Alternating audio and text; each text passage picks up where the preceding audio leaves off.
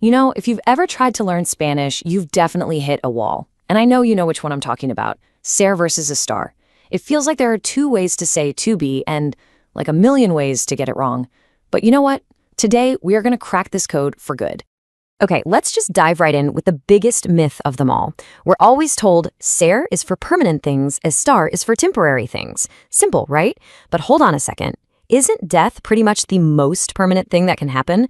So why on earth do we say él está muerto? I mean, that one question alone proves that those simple rules just aren't going to cut it. We need a better way to think about this. So here's the core of it, right? In English, we have one little verb, to be.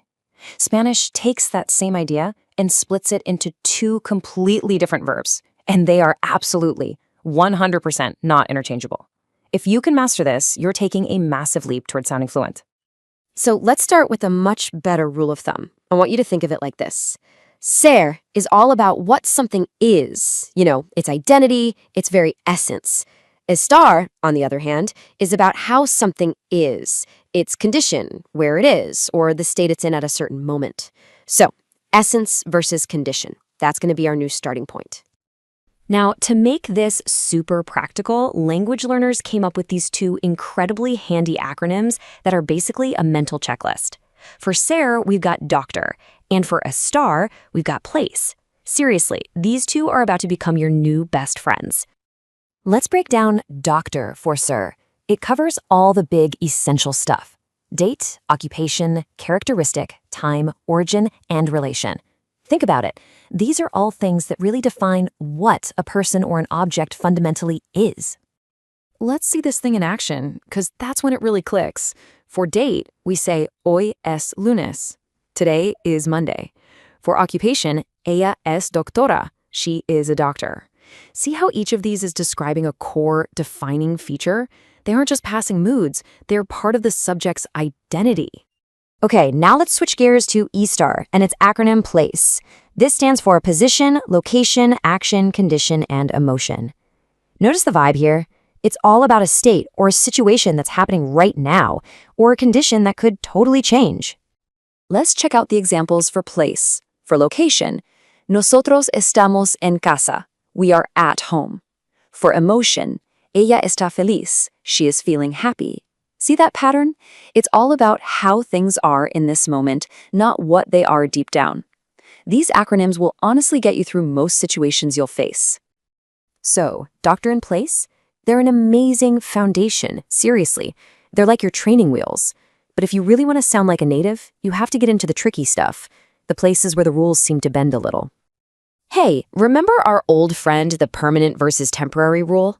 Well, this is where we put the final nail in its coffin.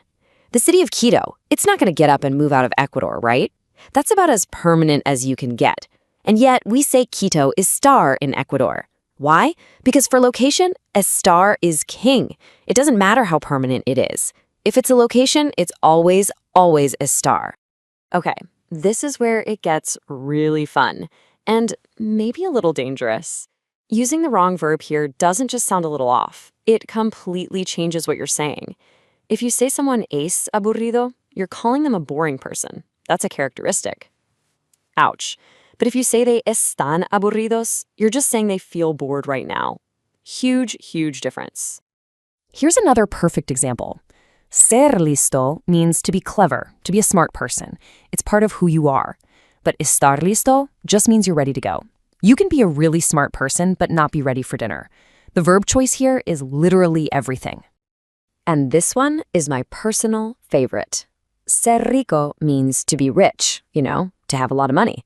But if you're talking about food, you'd say, la tarta está rica, which just means the cake is delicious. You definitely do not want to get those two mixed up at a dinner party. So how do we get past the point of just memorizing rules? I mean, the goal is to develop an intuition for it, right? To start feeling which verb is the right one without having to run through an acronym in your head every single time you speak. This quote from Real Fast Spanish just hits the nail on the head. Being fluent isn't about solving a logic puzzle with every sentence. It's about recognizing patterns and internalizing them until using them is just second nature. And hey, if you're thinking this is some uniquely difficult Spanish problem, think again. I mean, in English, why do we make a bed but do homework, or make an effort but do a favor? There's no simple logic to it. As native speakers, we've just heard these combinations so many times that they sound right. The goal is to get to that exact same place with Ser and Estar. So, if you're ever in doubt and your brain just feels fried, here is the ultimate shortcut. Just burn this simple little rhyme into your memory.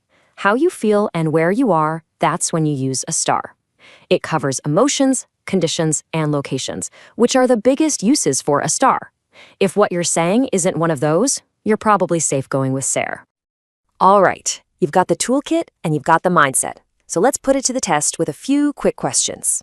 Let's see if you can pick the right verb. Ready? First one up, mañana de domingo, tomorrow, Sunday. Are we going to use es or está? And the answer is S. That's right. We're talking about the date, which is right there in our DOCT acronym. It's the D for date and the T for time. Okay, next one. Mi madre blank en el supermercado. My mother blank at the supermarket. Which one feels right here? And of course, it's está. We're talking about a location. And remember our rule. For location, estar is always king. It's the L in place. And for our last one, Carla triste porque ha perdido el tren. Carla is sad because she missed the train. Do we use es or está for her sadness? It's gotta be está. Her sadness is a temporary feeling, right? It's an emotion. And that's the E in our place acronym. You guys did fantastic. So, let's bring it all home with one final big idea. It's time to upgrade your thinking. I want you to completely forget about asking, is it permanent or temporary? That rule is just going to lead you astray. The real key, the question that unlocks everything, is this. Am I talking about the essence of this thing, its fundamental identity, or am I just describing its current state? Once you start asking that question, you'll find the right verb just starts to feel obvious. And that, my friends, is when you know you're really on your way to thinking like a native speaker.